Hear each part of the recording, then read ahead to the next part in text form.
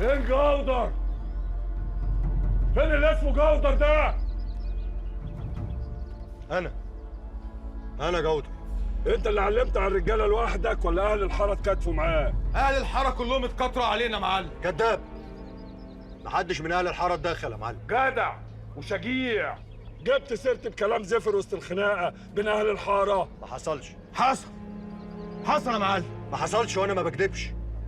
بياخد الروح اللي خالقها. إلا بالحق.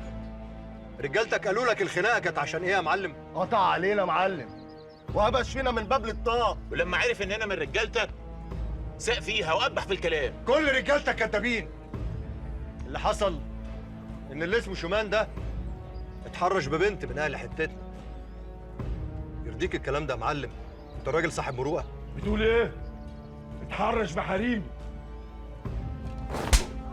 من امتى واحنا بنتحرش بالحريم ولا نمد ايدينا عليهم؟ يا عرة الرجاله! انت بتكذب دراعك اليمين وراجلك وتصدق واحد شبه ده؟ الراجل ده جريء في الحق، واللي ما يهابش من حق ما يكدبش.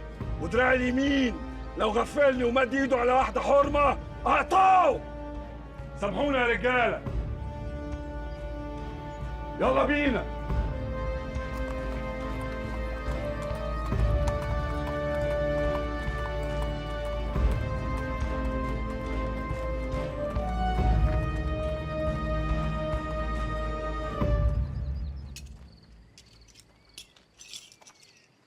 أهلا.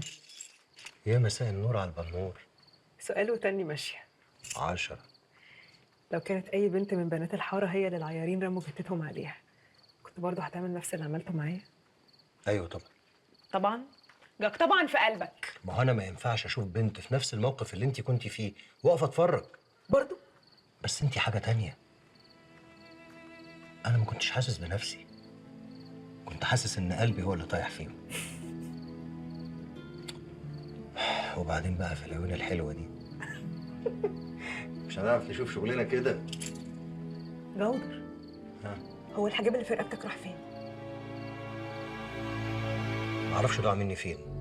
قلبت عليه الدنيا ما لقيتهوش.